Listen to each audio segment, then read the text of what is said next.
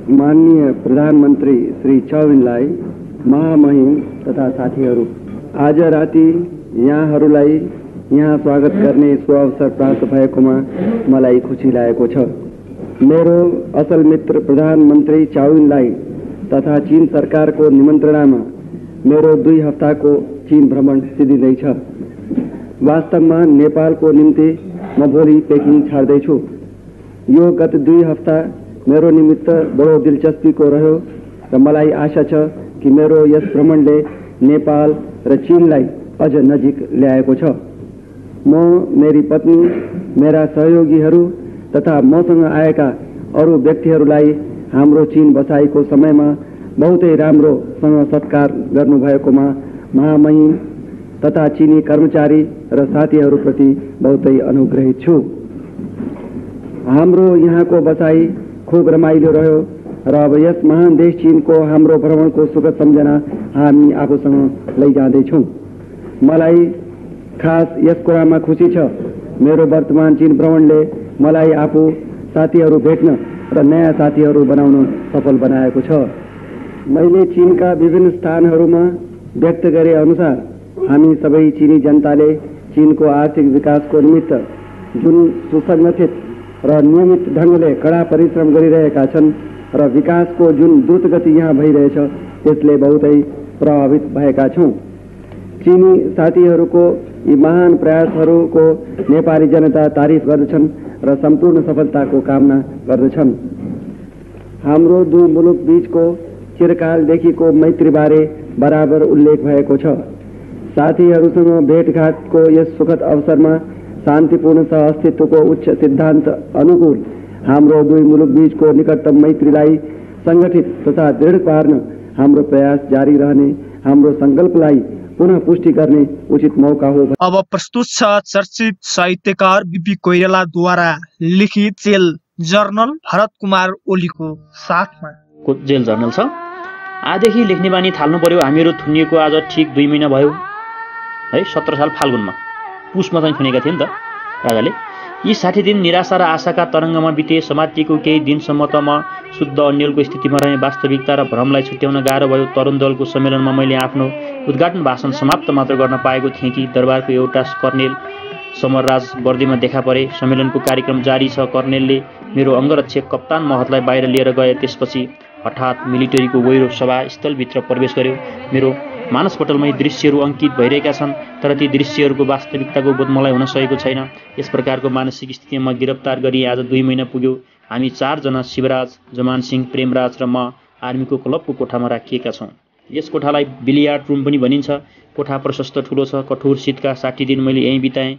यस पालाको जाडो असाधारण जस्तो लाग्छ। शरीर कहाँ जाडोले कठ्याङ्ग्रिएको छ, पुग्न पाएको छैन। जाडोसँग नतर्सिने मानिस म दिनौँ ग्रीष्मको लागि प्रार्थी भएको छु।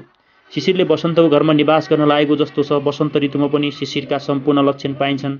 अस्ति हठात ठुलो वर्षा भयो। डाँडा डाँडामा ठुलो हिउँ पर्यो। आजसम्म त्यो हिउँ गलेको छैन। त्यसमा छोएर आएको हावा सोझै मुटु छेर्छ। दिनभरि घाममा बस्छु तर सर्दी गएन।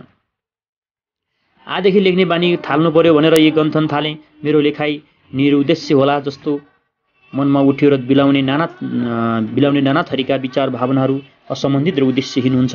यदि यी गन्थनका लक्ष्य ममै सीमित रह्यो भने भन्ने सोचेर पत्रको रूपमा दिन्छौँ।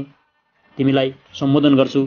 मेरा यी डायरीका पानाहरू हुन् अत्यन्त व्यक्तिगत। मेरो डायरी हेर्ने अधिकार तिमीलाई मात्रै छ। मेरो हृदयको अन्तर मनस्थलमा पनि तिमीलाई प्रवेश प्राप्त छ। यिनले स्वाहिनलाई तिमी भनेका छन् है।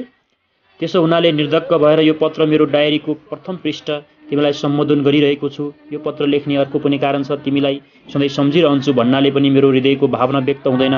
बन्दी स्थलमा मेरो मन हृदयले अरू सबै कुरा पन्छ्याएर तिमीमा मात्र एकान्त गृह बनाउन खोज्छ। यसले पनि हो कि मेरो बन्दी जीवनका डायरीका पानाहरू पत्रको रूपमा तिमीलाई सम्बोधित हुन्। म दिनभरिका यावत घटनाहरूलाई लेख्नेछु। आखिर बन्दी गृहमा के घटना घट्न सक्छ र? त्यसो हुनाले सारा दिनचर्याको कुराहरू पनि नबिराए लेख्ने गरौँला।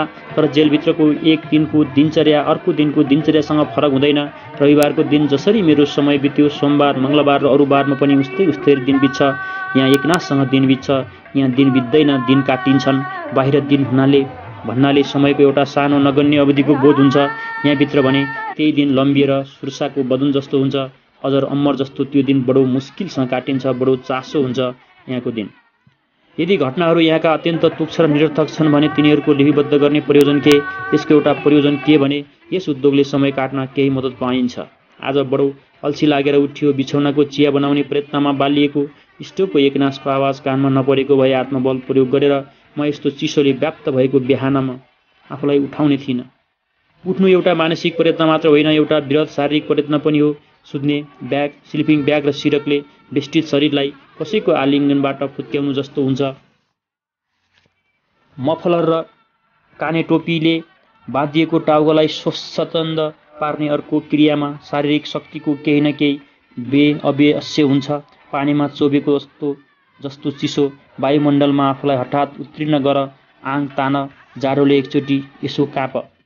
पढ्ने बत्ती बाल, बाथरुममा जाने आवश्यकता शरीरले अनुभव गरे पनि म फेरि बिछ्यौनमा पसेँ, सिरक ओढेर history of philosophy eastern and वेस्टर्नको पाना उगारे र चियाको प्रतीक्षामा बसेँ। पटक्क पनि पढ्न मन लागेन। प्रयत्न गर्दा पनि प्लेटोको विचारको तारतम्यलाई बुझ्न सकिनँ। अर्को पाता पल्टाएँ। शोपेनहावरले पनि मेरो मस्तिष्कलाई एकाग्रता प्रदान गर्न सकेन। यी दर्शनका कुराहरू पनि निरर्थक हुन् कि? आज यो जाडोको बिहानमा एउटा उद्विग्न मनलाई शान्त गरेर सङ्गठित पार्ने शक्ति यी निरर्थक प्रचार गरिएका विभिन्न दर्शनका मतहरूमा रहेनछ कि? त्यसो त आज एकाग्रताको अभावमा मनले पुस्तकमा लेखिएका शब्द पङ्क्तिहरूको अर्थ अथवा मर्म ग्रहण गर्न सकेन। तर यदि प्लेटो र शोपेनहावरलाई मेरो बुद्धिले ग्रहण गर्न सकेको भए पनि तिनीहरूको मतान्तरले मलाई के व्यवहारिक लाभ हुन्थ्यो र? यो ज्ञान के नारीको आभूषण जस्तो अभिमान देखाउने वस्तु होइन?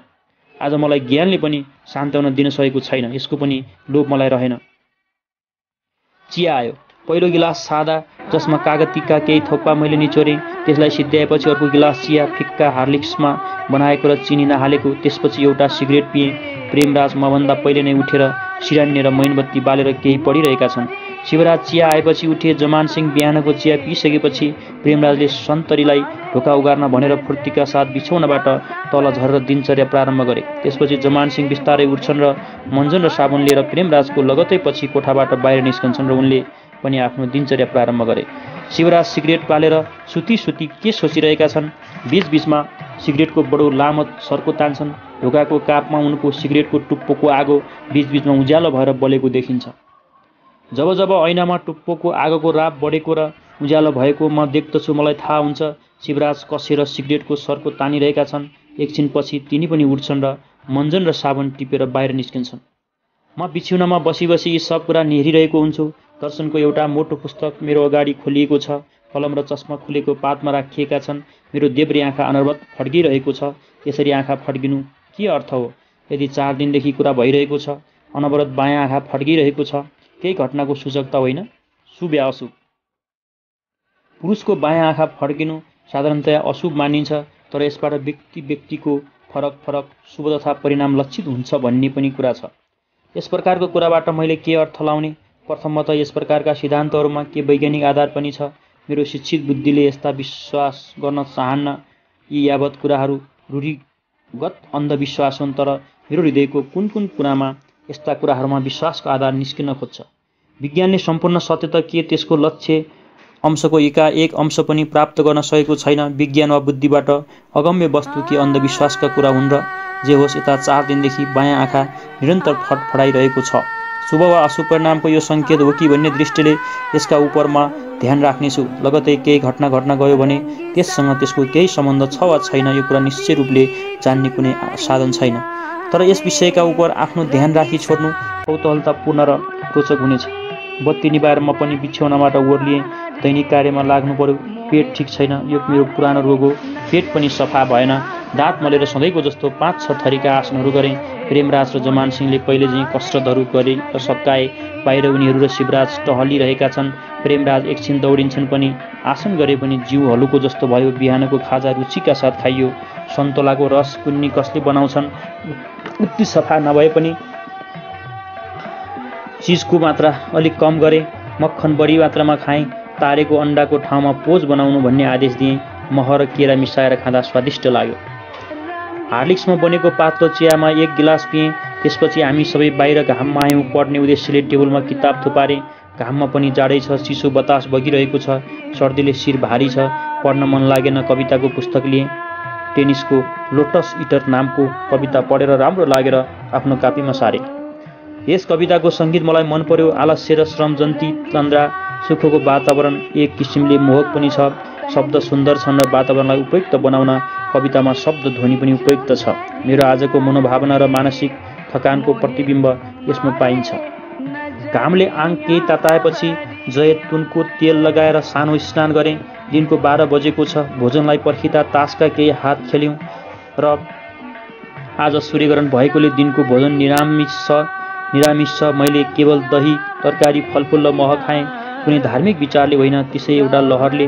तर के यसमा केवल एउटा लहर मात्र छ, ताकि ग्रहणको दिनमा फलफुलको आहार मात्र म ग्रहण गरिरहेको छु? कता कता मेरो मस्तिष्कमा लुकेको शुद्ध धार्मिक, सैद्धान्तिक अथवा दार्शनिक होइन, भावना अथवा संस्कृति अथवा शिक्षाले त यो प्रेरणा दिन थालेको छैन। जे होस्, भोजनले शरीर हलुको गरेको जस्तो लाग्यो। मनमा पनि फुर्ती आए जस्तो भयो। कहिले कहिले यस प्रकारको भोजनले मेरो शरीरलाई फाइदा हुन्छ कि हुन्न, तर यसले मनलाई सुचिता प्रदान गरेको जस्तो लाग्छ। त्यसैले ममा धार्मिक संस्कार अवशेष छ भन्ने लाग्छ। आज अड्डा बन्द भएकोले अखबार पाउँदैन। जेलमा यो ठुलो यातनाको कारण हुन्छ। एक त हामीलाई जुन प्रकारले बन्दी बनाएर राखिएको छ, जसमा हामी बाहिरसँग कुनै सम्पर्क राख्न सक्दैनौँ, परिवारका सदस्यहरूसम्म पनि चिठी पत्र पाउँदैनौँ। यसबाट समाचारपत्रको एउटा ठुलो सहारा हुन्छ। हामीहरू यहाँ बाहिरका पत्र पत्रिकाहरू पाउँदैनौँ। काठमाडौँमा प्रकाशित र आजकाल ती बुलेटिनहरू हामीलाई गाली गर्न स्वतन्त्र बनाइएका पत्र मात्र हामीले पाउने गरेका छौँ। त्यो पनि आज बन्द छ। केही दिनदेखि यी काठमाडौँका पत्रहरू पनि नियमित रूपमा हामी पाउँदैनौँ। कल्पनालाई सरकारले बन्द गरिसकेको छ। कल्पना पढ्दा केही रहर लाग्थ्यो, किनभने वर्तमान प्रशासनिक व्यवस्थाको सम्बन्धमा बरु तार्किक विवेचना यसका सम्पादकीयमा रहन्थे। यो सरकार सबभन्दा भबडाउँछ। तर्कपूर्ण आलोचनादेखि यसको स्थापना विशुद्ध सैनिक बलमा भएको छ। यो सैनिक बल पनि दरबारमा रहेका 2000 देखि 2500 सैनिकहरूमा मात्र निहित छ। यसको अरू कुनै आधार छैन। त्यसो हुनाले यसका प्रवक्ताहरूले दिएका वक्तव्यहरू परस्पर विरोधी भनेका कुरा र गरेका काममा कुनै सम्बन्ध नभएका हुन्छन्। कल्पनाको सम्पादकले सजिलैसँग यो तारतम्यपछि पाठकको ध्यान लक्षित गर्न सक्थ्यो। तसत्र कल्पनाले बन्द हुनु पर्यो। तर आज कल्पना मात्र होइन, अरू पत्रहरू पनि हामीले पाउँदैनौँ। यस कुराले मभन्दा पनि बढी शिवराजलाई कष्ट हुन्छ। यहाँ बडो सूक्ष्मताका साथ प्रत्येक पत्रलाई ध्यानपूर्वक पढ्नुहुन्छ र प्रत्येक समाचारको अर्थ लाउने प्रयास गर्नुहुन्छ। यद्यपि प्रत्येक समाचारको केही विशेष अर्थ हुँदैन, तर हामीले बाहिरबाट निर्दोषमा अर्थहीन समाचारहरूलाई केलाएर मथेर आफूलाई चाहिने अर्थ झिक्नुपर्छ। पङ्क्तिहरूका मध्यमा लुकेको अर्थ छ भने त्यसलाई पत्ता लगाउनुपर्छ। यो बडो गहिरो जासुसी काम हाम्रो लागि भएको छ। त्यति बेला कल्पना भन्ने पत्रिका निषेध रहेछ। मलाई यस उद्योगमा विशेष रुचि छैन, तर समाचारहरूले निश्चय नै थुनिएर बसेका विचारलाई कल्पनाको पङ्ख दिन्छन्। शिवराज भने समाचारको अध्ययनबाट ठुलो तर्क वितर्क गर्न थाल्छन्। दिनभरि मैले केही पढिन। यताउति कुराकानी र तासले दिन बिताइयो। 4 बजेतिर चिया खाएर बाहिर टहल्न गयौँ। प्राय 45 मिनट जति टहल्यौँ र म एकछिन कसरत गर्छु। सूर्य नमस्कार र स्किपिङ तथा प्राणायाम यहाँ आएपछि थालेको छु। हामी चारैतिरबाट सङ्गीनको पहरामा छौँ। हाम्रो कोठाभित्र 2टा सन्तरी रहन्छन्। दुवै ढोकामा पहरा चढाएर पश्चिमपट्टिका झ्याल ढोका एकदम डम्म थुनिएर राखिएका छ। बाहिर नाना थरीका पाल छन्। 3वटा पाल, अफिसरका लागि एउटा मेजर, एउटा क्याप्टेन, एउटा लेफ्टिनेन्ट। त्यसपछि 2टा ठुला पालहरू छन्, एकदम सायद साना अफिसरहरू जस्तै हवलदार, सुबेदार, जमदार, नायक इत्यादिका लागि। अर्को ठुला पाल सिपाहीका लागि। कहिले कहिले यी पालहरूको पर्दा उद्दिँदाखेरि ब्रेन गन र राइफलहरूको चम्किएको पङ्क्ति हामी देख्न पाउँछौँ। एउटा हाम्रो सानो नुहाउने पाल छ र 3वटा सानो सानो पाल हाम्रो दिशा टट्टीको लागि खडा गरिएका छन्। यसमा मैले एउटा पाल आफ्नो निर्वृत्तिका लागि एकलौटी पारेको छु। यिनीहरूको अतिरिक्त प्राय 7 ठाउँमा सन्तरी पोस्ट बनेको छ। सेन्टरी पोस्ट भन्न खोजेको है, जसमध्ये 3वटा त टेनिस कोर्ट छ, जहाँ हामीहरू दिउँसोको भोजनसम्म समय बिताउँछौँ र बेलुका टहल्ने काम सिद्ध्याएपछि सुस्ताउन बस्छौँ। को 3तिर बनेको छ। अरू 4वटा ठाउँ टाढा छन्। हामी बेलुका टहल्न लाग्दा चारैतिर सुसज्जित शस्त्रधारी सिपाहीहरू तैनात हुन्छन्। बडो विचित्र दृश्य हुन्छ। आज साँझमा टहल्दा सैनिकहरूको विषयमा कुरा गर्न थाल्यौँ। छलफलको विषय थियो सेनाको रोल। नेपालको सेनाको अहिलेसम्म के रोल भएको छ? के यो मर्सिनरी पैसामा किन्ने हो? नभए कहिले राणा कहिले राजाका हातमा किन सजिलैसँग आइजाइरहन्छन्? जनताको पक्षमा भने यो कहिल्यै पनि भएन। यस प्रकारको सेनाबाट ठुलो खतरा छ जसको उदाहरण यसको प्रयोग भर्खरै प्रजातन्त्रका विरुद्धमा गरियो। त्यसैले होला इतिहासमा क्रान्तिपछि जहिले पनि पुरानो सेनाको गठन प्रजातन्त्र विरोधी र सामन्ती आधारमा भएको छ। कसरी यसबाट प्रजातन्त्रको रक्षाको लागि आशा गर्न सकिन्थ्यो? 8 बजे बेलुकाको भोजन सिद्ध्याएर 9 बजेतिर बिछ्यौनामा गइहालेँ। खाएपछि एकछिन आगो तापियो। बिछ्यौनामा जाने बित्तिकै निर्दा पर्ने होइन, तर बाहिर कुर्सीमा बस्नेको सट्टा बिछौनामा ओढेर लडेको धेरै सुविधाजनक लाग्छ। तिमीलाई थाहा छ यो मेरो पुरानो बानी हो। यसो उसो गर्यो, बिछौनातिर गयो, आजको दिन कट्यो। यसरी फागुनको 4 गते रहेछ 2017 फागुनको 4 गतेको दैनिकी उनले यसरी लेखेका छन् है। अब फागुन 5। हिजो र आजमा केही फरक छैन। उही दिनचर्या, दिन उस्तै रबरको जस्तै लम्बिने गुण भएको। बिहान घाम ताप्नु, नुहाउनु, खानु, फेरि विश्राम बिछौनामा। हिजो नयाँ नयाँ किसिमका हवाईजहाजहरू उडेको देखियो। हिन्दुस्तानको मार्का भएको पनि 3वटा जहाज देखियो। यस्तो सानो घटनाले पनि हाम्रो जीवनमा एउटा ठुलो हलचल ल्याउँछ।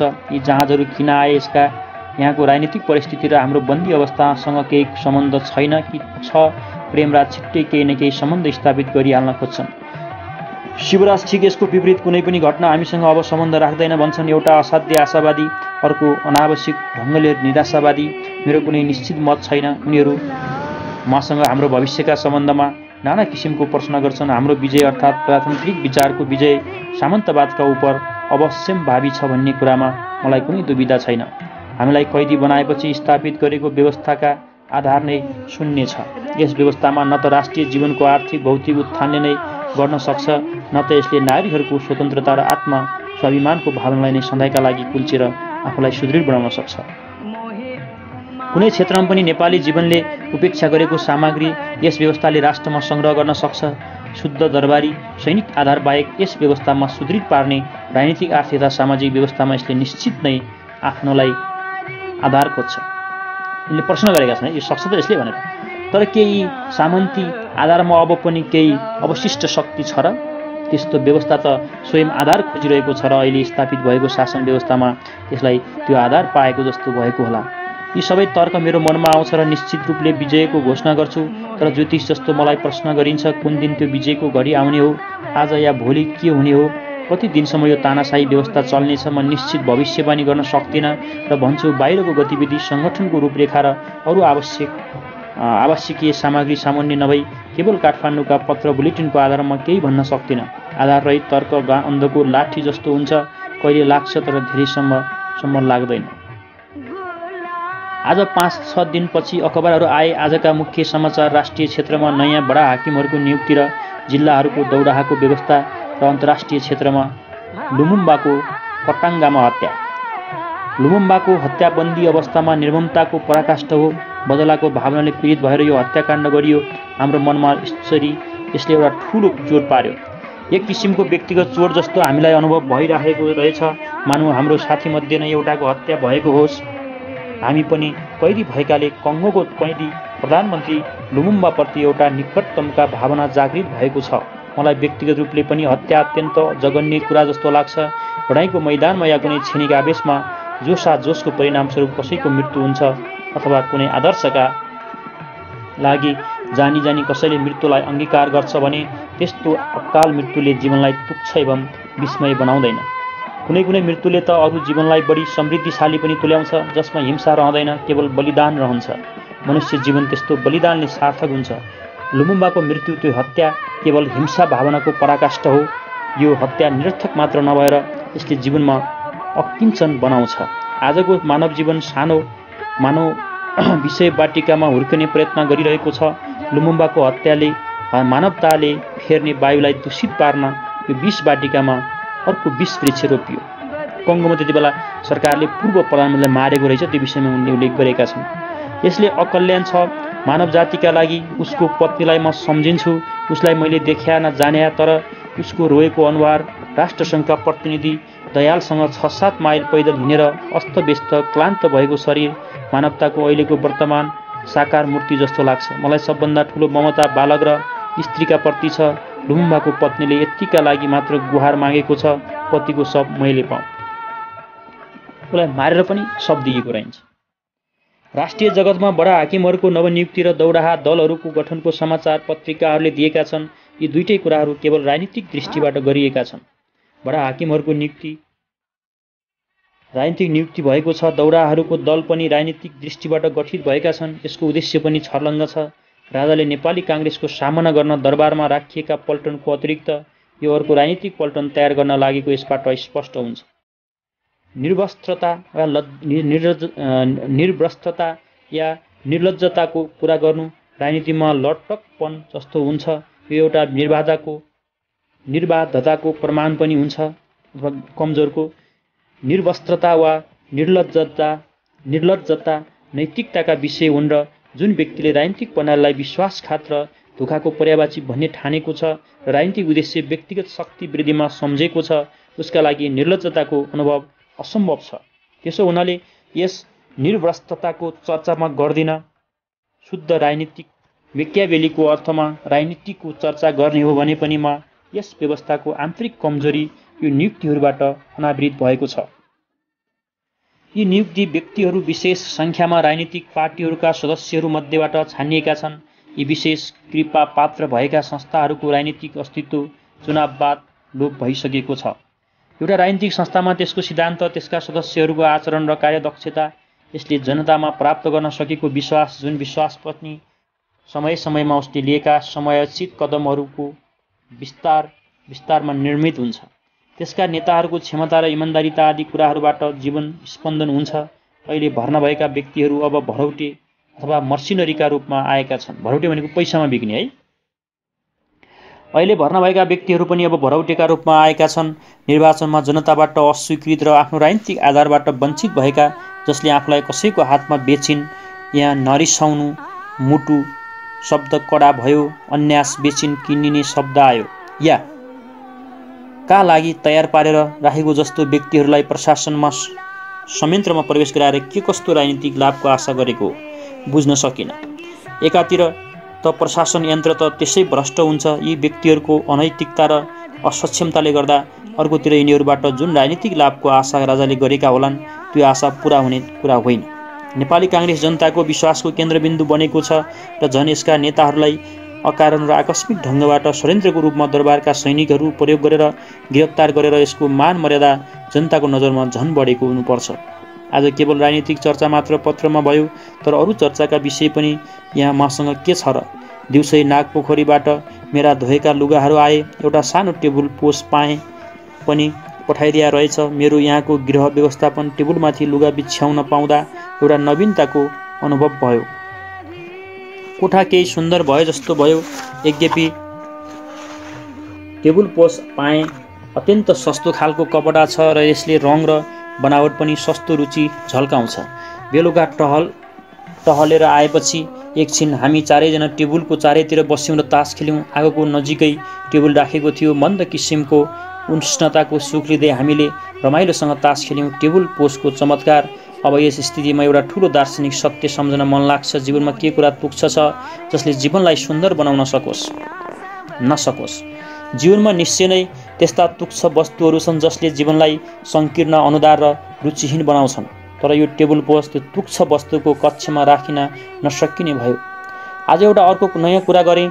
भोजनमा परिवर्तन। साँझको भोजनमा अरूहरूको जस्तै मसला परेको मासु र तरकारी र भात खाएँ। यता केही हप्तादेखि दुवै साँझ रोटी, सुक्खा या परौठा खाने गरेका थिएँ। स्वास्थ्यलाई लाभ नै गरेको जस्तो लाग्छ यो बानीले। मरमसला र घिउ तेल भने पहिले धेरै दिनदेखि त्यागेको छु। घरमा पनि सादा तरकारी खाने गरेको थिएँ। आज हठात भोजनमा परिवर्तन गर्न मन लागेर एकनासको कुरा खाँदा भोजन रुचि र आनन्दको वस्तु रहेन। बीचबीचमा जिब्रोको स्वाद फेर्नुपर्ने सम्झेर आजको भोजनमा परिवर्तन गरेको हुँ। भोजन अत्यन्त स्वादिष्ट लाग्यो। आखिर मसला र राम्रो पुगेका भुटनहरूले भोजनको स्वाद निश्चय नै बढाउँदो रहेछ। यो सानो सत्यको आज अनुभव भयो र भोजनको सम्बन्धमा म बडो उदासीन छु। तिमीसँग यो मेरो एउटा भिन्नता छ। भोजन पनि जीवनको एउटा सुखको कारण हुन सक्छ या कारण बनाउन सकिन्छ भन्ने कुराप्रति मेरो ध्यान गएन। जीवनलाई रहस्यमय बनाउने एउटा सानो नै स्रोत किन नहोस्, यसलाई किन थुन्नु? CEM जोड पनि पहिले जस्तै भोजनका सम्बन्धमा अरुचिपूर्ण व्यक्ति रहेछन्। पछि फ्रान्सको भोजनको स्वाद जिब्रोमा गढेपछि बेलायतबाट केवल राम्रो भोजन खानका लागि फ्रान्स पुग्ने रहेछन्। उनले 70 वर्षको आयुमा एउटा मानिस ले कति वर्षको अवधि केवल भोजन गर्न तयार गर्न र त्यसलाई खानामा बिताउँछन् त्यसको हिसाब गरेर भोजनको महत्त्व बुझेछन्। त्यसपछि भोजनको उनले कहिल्यै पनि बेकदरी गरेनछन्। इङ्ल्यान्डको अरुचिकर भोजनका परिकारको वर्णन गर्दै उनले यस ठाउँमा भनेका छन् कि एकचोटि दुर्भाग्यवश सानो सहरमा एउटा होटलमा रात काट्नु पर्यो। खानेकुरा के छ भनी सोद्धा निराशाको उत्तर पाएछन्, किनभने होटलमा सुप 2-3 थरीका मात्र हुन्छ भन्ने थाहा रहेछ। चिज कुन प्रकारको चिज? चिज क्या चिज? चिज भनेपछि पुगिहाल्यो नि। चिज पनि प्रकार प्रकारका हुन्छन् र होटलका अज्ञानी मान्छेलाई उनले कसरी बताउँछन् कि चिज र चिजमा फरक छ। फ्रान्समा 200 थरीका चिज पाइन्छन् र वहाँका होटलवालाहरूले सजिलैसँग तिनका नाउँ ग्राहकको मनमुग्ध गर्न सुनाइदिन्छन्। पाकविद्यामा अङ्ग्रेज सभ्यताको युगमा पुग्न सकेका छैनन्। फ्रान्सवासीहरू आफ्नो सभ्यताको कुरा गर्दा या आफ्नो बडपनाको चर्चा हुँदा भन्छन्, जुन जातिलाई 200 थरीको चिज बनाउने कला आउँछ त्यो जाति कहिल्यै पनि कसैको पछि पर्दैन। यसरी दोस्रो जेलमा दिनको जुन यो दैनिकी छ त्यसमा उनले के भनेको भने बडा हाकिमहरू राजाले चाहिँ नेपाली काङ्ग्रेसका मान्छेहरूलाई गिरफ्तार गर्ने र प्रशासकहरूलाई चाहिँ नेतृत्व गर्ने गरी हारेका मान्छेहरू जनताबाट अस्वीकृत गरेकाहरूलाई चाहिँ भर्ती गरिएको छ। यसले भ्रष्टाचार बढ्छ भनेका छन् है। यसरी दोस्रो दिनको सकियो। अब एकैचोटि उनले 1961 2 मार्चमा आए है। ती चाहिँ नि 1961 2-15 फरवरी थियो होइन, फरवरी र मार्चको 2 तारिक मात्रै लेखेँ है त, ग्याप राखेँ। आज फेरि म लेख्न बसेँ। धेरै दिनपछि एक त मेरो जीवनको साधारण अनियन्त्रितता नै यसको कारण हो। जीवनमा म नियमको पालना गर्न असमर्थ भएको छु। नियमपूर्वक यदि मैले दैनिक जीवनका जिम्मेवारी र कामहरू खुरुखुरु सिद्ध्याएको भए मबाट अहिलेसम्म ठुला काम सम्पन्न भइसकेका हुन्थे। म पनि एउटा प्राय ठुलो मानिस हुने थिएँ। बन्दी स्थलमा कमसेकम नियमिततामा बस्ने बानी बसाल्नु पर्यो भन्ने मेरो इरादा पनि त्यत्तिकै मेरो जीवनको व्यापक कमी कमजोरले पुरा हुन दिँदैन। यसरी डायरी लेख्न छाडेका अरू पनि कारण छन्। म यता केही दिनसम्म अस्वस्थ रहेँ। पेटको बिरामीले रोग त्यही मेरो पुरानो पेट सम्बन्धी रोग थियो। तर साल त्यसले मलाई निकै कष्ट दियो। त्यसले निकै कष्ट दियो। साधारण किसिमका उपचार मात्र भयो। त्यसै बखतमा रुगाले च्यापेर यहाँ अरूदेखि रुगा सर्दीले मलाई छाडेन। लगातारको रुगाले कानमा पनि असर पर्न थालेको छ कि भन्ने डर लाग्छ। त्यसका लागि पनि विभिन्न थरीका औषधि गरिए। यस प्रकार 1 सप्ताह जति म पेटको रोग र रुगाखोकीले अशक्त भएँ।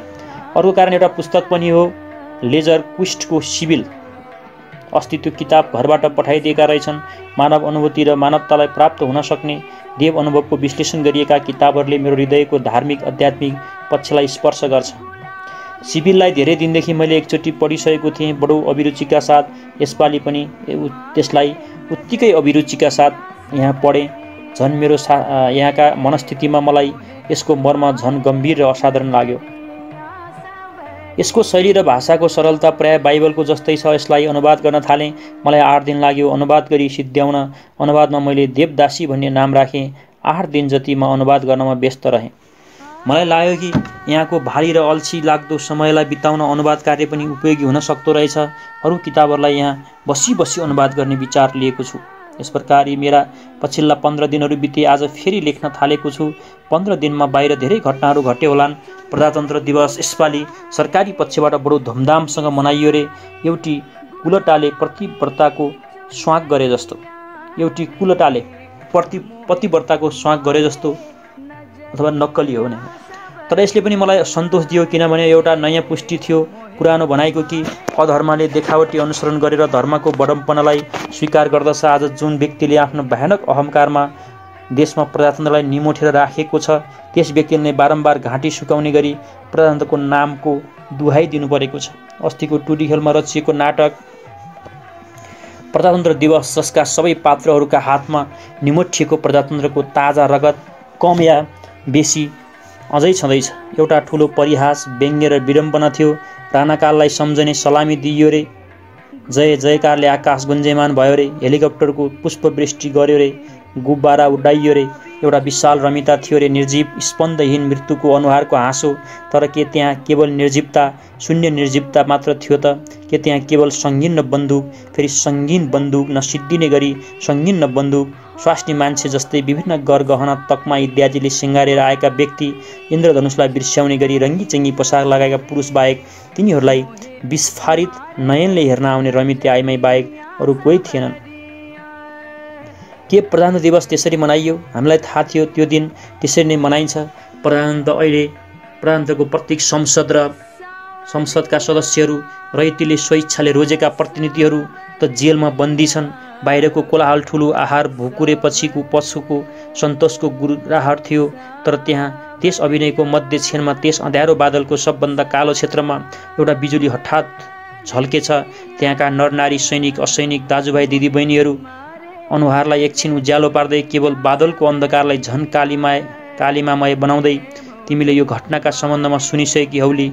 कसरी शैलजा, उसकी साथी विजया बराल र अन्य युवक युवतीहरूले ठिक सलामीको मञ्च अगाडि प्रदर्शन गरे, कसरी जिन्दाबादको नारा लगाए, कसरी सलामी ग्रहण गरिरहेका व्यक्ति हतप्रभ भए, कसरी प्रदर्शनकारीलाई नराम्रोसँग व्यवहार गर्दै लगे, कसरी ती यावत कुराहरू भए हजारौँ सङ्गीनधारी सैनिकहरूले घेरिएर राखेको त्यो सुरक्षित स्थलमा, जहाँ देशको किलाबन्दीको एकमात्र केन्द्र आफ्नै पुरुषार्थको सलामी लिइरहेका थिए। यो एउटा बडो साहसको कार्य थियो, जुन साहसलाई आफ्नो महान लक्ष्यका निम्ति मानिसले जीवनमा कहिलेकाहीँ मात्र प्रदर्शित गर्दछ। यसरी त्यस दिन चाहिँ पहिलो प्रजातन्त्र दिवसको दिन शैलजाहरूले प्रदर्शन गरेका रहेछन्। नेपालको इतिहासमा साहसका कार्यको उल्लेख धेरै भएका छन्। यो अनुपम साहसको कार्य त्यस नेपाली परम्पराको एउटा उज्जवल हिस्सा बनेको छ। कमसेकम म यस कोठामा बसेर यहाँको तस्बिर मनमा खिच्न चाहन्छु। म त्यहाँको रमिते भिडलाई सम्झिन्छु, त्यहाँ भेला भएका सैनिकहरूलाई देख्छु, अफिसरहरूलाई, मन्त्रीहरूलाई, राजालाई, सायद रानीलाई पनि, र राजकुमारलाई, र विदेशी गण्यमान्य व्यक्तिलाई। अनि म मनमा नै सोच्छु, हामी कतिमा त्यो साहस आउने थियो? के ममा त्यो साहस छ जुन साहस ती युवक युवतीले देखाए? के ममा आफ्नो आदर्शका प्रति त्यो अविचलित आस्था छ जसले मात्र त्यो साहसिलो कार्य गर्ने प्रेरणा दिन्छ? त्यस दिनको त्यो घटनाको बारेमा हामीले त्यही दिन बेलुका पख सुन्यौँ। मलाई बडो उत्साह र खुसी लाग्यो, हामी सबैलाई खुसी लाग्यो। मेरो हृदयमा शैलजा र विजया एउटा ज्योतिको रूपमा टलक्क टल्केका छन्। मलाई जब अहिले कहिले मानव जातिको खोक्रोपनले उदास पार्छ र एउटा ठुलो नैराश्यको बाढी हृदयमा उर्लेर आउँछ र जीवनमा पुरुषार्थ भन्ने वस्तु छैन कि जस्तो लाग्छ, त्यस बखतमा इतिहासका ती साना कुरा मान्छेले नै आफ्नो सानो मुटुमा सम्पूर्ण साहस बटुलेर मृत्युको सामना गर्दै पाशविकतालाई चुनौती दिएको कुरा सम्झिन्छु र भन्छु, मनुष्यलाई हरेस खाने आवश्यकता नै छैन। है, शैलजा, उसको साथी विजया बराल, युवतीहरू युवकहरू चाहिँ त्यति बेला चाहिँ प्रदर्शन गर्ने साहसी मान्छेहरू रहेछन्। अर्को यस्तै घटना अस्ति मात्र भएछ, सायद 13 वा 14 गतेका दिन नुना कोइराला, कुन्दन र अरू नरनारीहरूले वर्तमान तानाशाही व्यवस्थाको विरुद्ध जुलुस झिकेछन्। पहाडका दाजुभाइ दिदीबहिनीहरू, गरिब देशवासीहरू, मेरा माटाका देवता अनि त्यसमा लागेका रहेछन्। ती पहाडिया नारीहरूलाई स्वतन्त्रता, प्रजातन्त्र भन्ने थाहा थिएन होला। उनीहरू केवल एउटा कुरा जान्दैथे कि उनीहरूले स्थापित गरेको उनीहरूको आकाङ्क्षाको प्रतीक सरकार अब रहेन र पुरानो राणा कालको जस्तो सरकार उनीहरूमाथि थुप्रिएर बसेको छ। उनीहरूले तानाशाही व्यवस्थाको अनुभव आफ्ना गाउँघरतिर नै पाइसकेका होलान्। ती शोषक सामन्ती जाली फटाहरू जो पहिले डरले टाउको राम्ररी उठाउन सक्दैनथे, ती फेरि जुर्मुराएर उठेका होलान्। झन् दुगुना देश र हिंसकताको बेग लिएर जुलुसमा पश्चिम 1 नम्बरका गरिब तामाङहरू अधिक सङ्ख्यामा थिए। मलाई आजको नेपालको स्थितिमा जुन कुराले प्रभाव पार्छ त्यो हो साहसिलो काम। आजको सैनिक शासनमा जब कसैलाई चुइक्क बोल्ने साहस छैन, त्यस बखतमा नुना र अरूहरूले मिलेर वर्तमान व्यवस्थाको खिलाफ आवाज उठाउँछन् र जुलुस झिक्छन्। त्यस जुलुसमाथि बडो बर्बरतासँग पुलिसलाई लागेछ। लाठीले कतिको टाउको फुटायो, कति चोरले सडकमा पछारिन्छन् र पुलिसले लुच्छर्दै घसार्दै पिर्दै तिनीहरूलाई नयाँ सडकबाट थाना लगेछ। जङ्गलीपना स्वभावतः तानाशाही व्यवस्थाको एउटा मुख्य लक्षण हो, तर यहाँ त्यो पशुता पनि आफ्नो नग्नतामा उस्तै अतुलनीय भएछ। जति नुनाहरूको साहस, केही नेपाली पत्रहरूले, स्तुति पत्रिकाहरूले पनि यस काण्डलाई बर्बरताको संज्ञा दिए। किन दिए? के तिनीहरूमा अझै मानवता अवशेष छ? त्यो उनमा अझै प्रकट हुने क्षमता राख्छ? उनीहरूको मानवता या त मरिसकेको छ या त्यो कहीँ स्वार्थता, लोलुपता, खलता वचना र परपञ्चले पुरिरहेको छ। यिनीहरूले अकस्मात तानाशाही व्यवस्थाको नग्नतालाई देखेको जस्तो गरे। जे होस्, मलाई रातभरि नोना कुन्दनहरूको सम्झना भयो। दुवै दुब्ली कमजोर लड्की, उनीहरूमाथि के कस्तो अत्याचार भयो होला। के नर्वच्ची तानाशाही शासनले साँच्चै नरमेध गर्ने भयो त? काठमाडौँको त्यो दृश्य देख्ने रमिते नागरीहरूले गर्न त केही गरेनन्। तिनीहरूमा त्यो साहसको म आशा गर्दिनँ। हृदयमा कस्तो प्रभाव पर्यो होला। घरमा गएर उनीहरूले के सोच्यो होलान्। तर ती अखबारवालाहरूले किन हठात जुर्मुरिएर उठेको जस्तो गरेर पुलिसको बर्बरता भनी अग्रलेख पनि लेखे। अग्रलेख भनेको अगाडि सम्पादकीय। म त्यसलाई मानवताको झल्को भन्ने संज्ञा दिन चाहन्न। त्यसमा सायद दुईटा कुरा थिए। एक त पुलिसमाथि दोषारोपण गरेपछि त्यो बर्बरताको उत्तरदायित्व अरू कसैको काँधमा पर्न जाँदैन र पाशविकता तानाशाही व्यवस्थाको आफ्नो विशेष गुण हो भन्ने पट्टिबाट मानिसको ध्यान झिक्न सकिन्थ्यो। र अर्को कारण विदेशी पत्रकारहरूको काठमाडौँमा उपस्थिति। तिनताका एलिजाबेथको नेपाल भ्रमणको सिलसिलामा धेरै विदेशी पत्रकार काठमाडौँ आएका थिए। उनीहरूको अगाडि या सामिप्यमा यस्तो घटना हुन दिनु बडो भद्दा दुर्भाग्य थियो। नेपालका पत्रिकाहरूको अग्रलेखमा सायद यही व्यग्रता प्रदर्शित थियो। यी बितेका पछि अरू पनि घटनाहरू घटे। रानी एलिजाबेथको आगमनको चहलपहल थियो। यहाँका मानिसहरूलाई बडो उत्सुकता थियो उनको आगमनमा। उनी आइन् गइन्। फेरि काठमाडौँले आफ्ना साधारण दैनिक जीवन अख्तियार गर्यो। एलिजाबेथको आगमनले पैदा गरेको हलचलको सानो लहर हामीसम्म पनि आयो। हामीलाई गार्ड गर्ने सिपाही अफिसरहरू मार्फत र सिंहदरबारको तयारी मार्फत र पुनः हाम्रो भित्रको वातावरण यथास्थिति छ। रानी राम्री थिइन्, त्यस्तै गइरहेछन्, राम्रै देख्न पाइएन भन्नेसम्म हामीले यहाँ सुन्यौँ। तर अब त्यो पनि सुनिन छाड्यो। उनले बोलेको र हाम्रा राजाले बोलेका कुराहरू हेऱ्यौँ। तिनीहरूमा विशेष केही पाएनौँ। राजाले उनलाई दिएको भोजको उनको भाषणमा केही हेरफेर भएछ। त्यसका लागि केही खलबल पनि भएछ। राजाले उनलाई दिएको भोजको उनको भाषणमा केही हेरफेर भएछ। त्यसका लागि केही खलबल पनि भएछ। तर मैले त्यस खलबलीमा पनि केही अर्थ देखिनँ। यिनै दिन धरणीधर कोइराला दाईको एउटा लामो चिठी आयो। जेलभित्र यो पहिलो चिठी मैले पाएको थिएँ। किन र कसरी त्यो आउन पायो? मैले पनि उत्तर दिएँ, एउटा चिठी हामीले पाउनु पनि हाम्रो लागि घटना हुन्छ। यसरी त्यति बेला बिपीले के भने यो 15 दिनपछि लेखेको चाहिँ दैनिकी थियो र त्यति बेला प्रान्त दिवस मनाइएको थियो। शैलजा आचार्यहरूले त्यस दिन चाहिँ नि विरोध प्रदर्शन गरेका थिए। नोना कोइरालाहरूले नयाँ सडकतिर फेरि चाहिँ नि यो व्यवस्थाको विरोध गरेका थिए र बेलायतकी महारानी घुम्न आएकी थिइन्। यी सम्मका कुरा उनले उल्लेख गरेका छन्। र अहिले पनि पुलिस छ, त्यसलाई पनि त्यस्तै रहेछ, बर्बरता रहेछ कि है। खासै समाज चेन्ज भएको रहन्छ भन्ने देखिन्छ यसबाट। 1961 कुरा हो। र फेरि मार्चको 3 तारिक 2 तारिक हो, लगातार 3 तारिकमा पनि लेखेँ है त, भोलिपल्ट पनि लेखेँ। बिहान उठ्दा सर्दी लागेको जस्तो भयो। यहाँ सर्दी कुनै हालतमा पनि नजाने भयो। कति उपचार गरियो र उपचार अझै जारी छ, तर मेरो रुगा नजाने भयो। मसँग भएका प्राय सबैलाई यो रोग बीचमा भइरहन्छ। प्रेमराजको विचारमा यो ठुलो हलमा बस्नु परेकाले हामीलाई सर्दीले नछाडेको रे, या कुनै भोजन तत्त्वको अभाव भएर यसो भएको। खोइ भोजनका सम्बन्धमा हामीलाई विशेष कुनै शिकायत छैन। पौष्टिक भोजन खान्छु म भने आफ्नो बानी अनुसारको आवश्यकताभन्दा बढी परिणाममा खान्छु। मेरो यो कमजोरीलाई मैले जित्न सकिनँ, तर कहिले कहिले मनलाई बडो बलियो पारेर आफ्नो खुराक कम्ती गर्ने गर्छु। मलाई शक्ति क्षीण भएको अनुभव हुन्छ। सायद यो अनुभव वास्तविकता नभएर केवल मानसिक पनि हुन सक्ला। जे होस्, शरीर चिसो भएर राति मलाई सर्दीले भेट्छ भनेर लागेर म पनि उठेँ। उपनिषदमाथि लेखिएको अध्यायलाई केही बेर प्रसम्म पढेँ। सुत्ने बिछ्याउन त्यागेर कोठाभन्दा बाहिर आएपछि दैनिक चर्या प्रारम्भ भयो। आज धेरै बेरसम्म बाहिर घुमिरहेँ। आसन कसरत गर्न मन लागेन। जलपान गरेपछि फेरि हिस्ट्री अफ फिलोसफीको किताब लिएर बाहिर घाममा आएँ। क्याम्प खाटमा सुतेर किताब पढ्न थालेँ। है, कुन किताब भन्दा उपनिषद। त्यसपछि 11 तारिकमा है एकैचोटि उनले 8 दिनपछि लेखे। धेरै दिनसम्म तिमीलाई केही लेखिन। एकताका मेरो पुरानो अव्यवस्था त्यसमा थपिन पुगेको छ। मेरो अस्वस्थतामा आज बिहान म एकदम उद्विग्न थिएँ। आफ्नो अस्वस्थताको कारणले शारीरिक भन्दा पनि मानसिक कलेशले म छटपटाएँ। कुनै कलेश हुन्छ नि, कुनै ठुलो रोगको कमसेकम एउटा गुण हुन्छ, त्यसैले मानसिक उत्पीडन हुन दिँदैन। बरु रोगमाथि मनको यावत एकाग्रता स्थापित गरेर रोगीलाई एक प्रकारको मुक्ति दिन्छन्। रुगाखोकी, मन्द ज्वरो, पेटको सानोतिनो रोगले साधारणतया दैनिक कार्यक्रममा बाधा पुर्याउँदैन। शारीरिक अस्वस्थता पनि यति हुँदैन कि निश्चिततासँग बिछौनामा सुत्ने इच्छा होस्। न स्वयं रोगीले न अरू मान्छेहरूले यस्ता रोगीका प्रति विशेष ध्यान दिन्छन्। सहानुभूति यस्ता धिगन्याहा रोगले कसैबाट प्राप्त गर्न सक्दैन, तर मनलाई भने यस्तो अस्वस्थताले अत्यन्त शिथिल पार्छ। यस्तो अवस्थामा रोगीले आत्महत्या गरी नहाल्ने कारण के छ भने मनको बलले या जीवनको प्रेमले होइन, आत्महत्याका लागि जुन सङ्गठन वा उद्योगको आवश्यकता पर्छ त्यसका लागि रोगीमा मानसिक जाँगर रहँदैन। जाँगरको अभावले मात्र अनेकानेक आत्महत्या संसारमा दिनहुँ रोकिएका छन् है। साधन हुँदैन, त्यस कारणले म चाहिँ आत्महत्या गर्न नसकेको, नत्र त्यो अवस्थामा पुगे भन्न खोजेका छन् उनले। मानसिक कलेश थियो उनमा। बन्दी अवस्थामा एकनासको दैनिक जीवन हुन्छ। मनलाई बहलाउने कुराहरू नहुँदा रोगले दिएको मानसिक क्लेश झन बढ्छ। आजको मेरो बेचैनीको कल्पना तिमी गर्न सक्दिनौ। आजकाल यहाँ 2 दिन भयो नयाँ पल्टनले हाम्रो जिम्मा लिएको छ। पुरानो राइफल मधेसतिर सायद विराटनगरमा बदली भयो।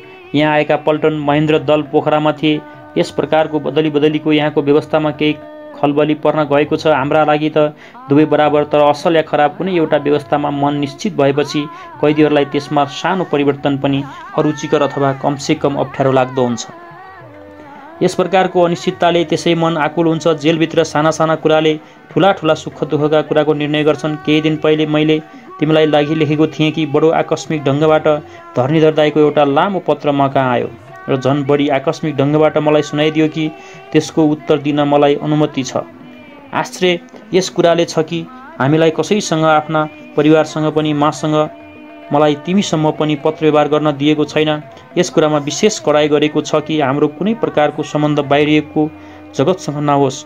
गणेशमानजी, सूर्यप्रसादजी, किशुनजीहरू यही सिंहदरबारको अर्को भाग बरखबागमा नजरबन्द छन्।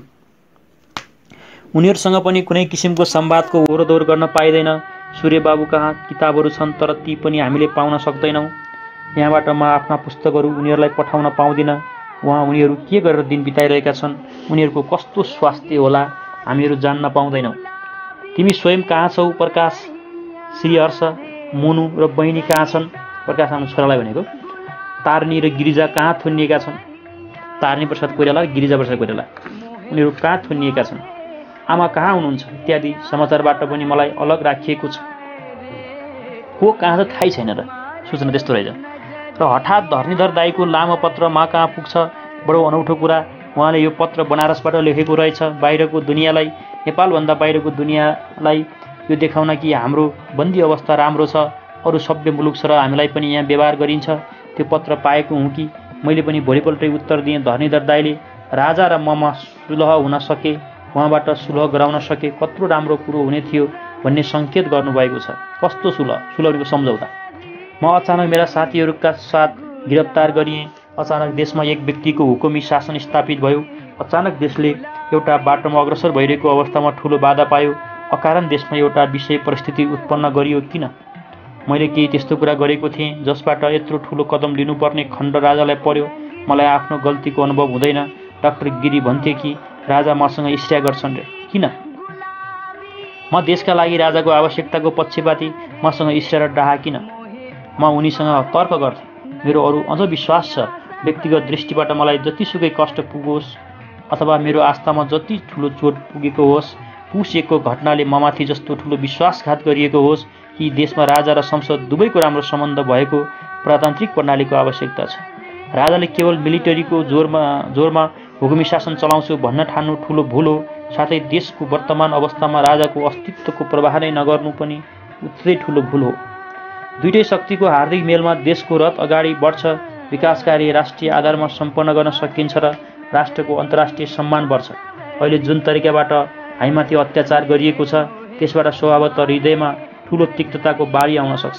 यस्तो क्रोधको वेग पनि आउन सक्छ जसमा परिणाम देश र व्यक्तिका निस्वत परिणामको प्रवाह नगरेर यो घोषणा गर्ने इच्छा हुन्छ कि नेपालका लागि गणतन्त्र अब आवश्यक भएको छ। तर क्रोधको वेगमा देशको चिन्तन सम्भव हुँदैन। क्रोधमा आएको यो विचार एक पौषको शाही कदमका निहित विचार जस्तै मूर्खतापूर्ण र स्वार्थपरायण हो। राजाको स्थान हाम्रो राजनीतिमा के हुनुपर्छ भन्ने मेरो पुरानो विचारमा एक पौषको घटनाले परिवर्तन ल्याउन सकेको छैन। आज शनिबार भएकोले हामीले आफ्ना लुगा, बिछ्यौना, खाट इत्यादि घाममा सुकायौँ। सर्दी कम हुन थालिसकेको छ। दिउँसो घाममा बस्न अब सकिँदैन। डाक्टरले मलाई हेरेर नयाँ औषधिको व्यवस्था गरे। गरेका छन् सम्झिन्छु शैलजालाई उनले सम्झिन्छ।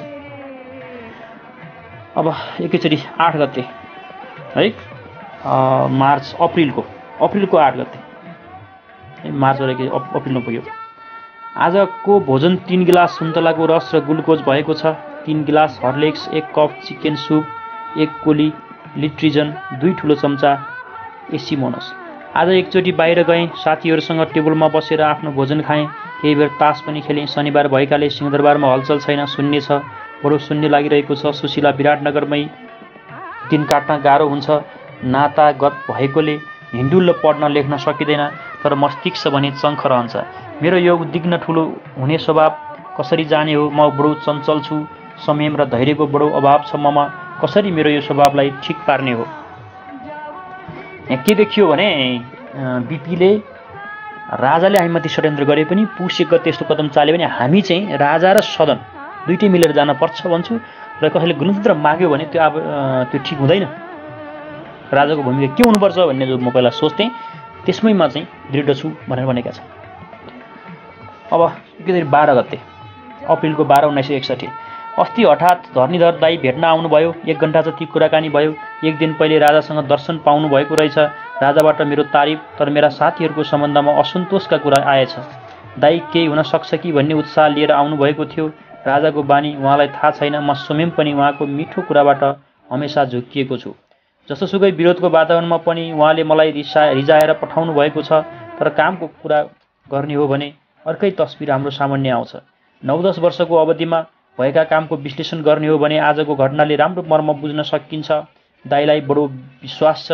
हेरौँ उहाँ हामीमा राम्रो सम्बन्ध ल्याउनका लागि कति सफल हुन सक्नुहुन्छ।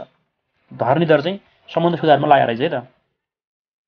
हिजो जनरलले आएर सूचना दिए कि 1 गतेदेखि सरकारले विशिष्ट श्रेणीमा हामीलाई राखेको छ। अब उपरान्त दैनिक मोरु 7 का दरले हामी खुराकी पाउने भएका छौँ। अहिलेसम्म अतिथि सत्कार विभागबाट खाने व्यवस्था भएको थियो। अब हामीले नै आफूले पाउने खुराकीको आधारमा व्यवस्था गर्नुपर्छ। पहिले सायद मोरु 40 दैनिक खुराकी भत्ता थियो क्यारे। मोरु 40 दैनिक खुराकी भत्ता थियो क्यारे। यो परिवर्तन किन भयो बुझ्न सकिएन। 40 बाट झारेर 7 मा ल्याइएछ। उपरान्त दैनिक मोरु 7 का दरले हामी खुराकी पाउने भएका छौँ। अहिलेसम्म अतिथि सत्कार विभागबाट खाने व्यवस्था गरिएको थियो। अब हामीले नै आफूले पाउने खुराकीको आधारमा व्यवस्था गर्नुपर्छ। पहिले सायद मोरु 40 दैनिक खुराकी भत्ता थियो क्यारे। यो परिवर्तन किन भयो बुझ्न सकिएन। मैले आज रोसालाई मेरो खाने व्यवस्था घरबाट गर्नु भनी लेखी पठाएँ। रोसाको चिठी भर्खर पाएँ। बिरामी ठेउला रहेछन्। आज आमा र सुशीला काठमाडौँ आइपुग्ने खबर छ। भोलि भेट होला। त्यसै 18 तारिकमा अप्रिल 18, 1961 आज बिहानै सुशीला मसँग भेट्न आइन्। अकस्मात चेतना पनि साथमा थिए। पर्सि उनीहरू आमासँग विराटनगर फर्किने भएकाले आज विशेष अनुमति प्राप्त गरेर भेट्न आए कि आमालाई भने अनुमति प्राप्त भएनछ। आज भेटमा गर्ने कुरा केही थिएन। धेरै बेरसम्म एउटाले अर्कोलाई हेरेर बसिरह्यौँ। केवल बहिनीको हलचलले त्यो निस्तब्धतामा जीवन स्पन्दित भइरहेको थियो। मैले यहाँ बन्दी स्थलमा मलाई चाहिने सामान पठाउनलाई भने साधारण सामानहरू त्यही कुरालाई दोहोर्याई भनेर केही समय बित्यो। अकारण गन्थन मात्र कति गरिरहनु। बहिनी पनि एउटा सुन्तला सिद्ध्याएपछि घर फर्किने ढिपी गर्न थाली। जाने बेला भयो। मुटु जाऊ जाने बखतमा मैले बहिनीलाई मुहाई खाएँ। बहिनीले टाटा गरी। सुशीलाले शरीरको राम्रो हेरविचार गर्नु भने उनीहरू गएको पछिसम्म हेरिरहे। जीपमा चढ्दा सुशीलाले र बहिनी दुवैले हात हल्लाए। उनीहरू एकछिनमा पर्खालको उता अदृश्य भए। मैले सुशीलाको 2-3 महिनामा फेरि आउनु है भनेको छु।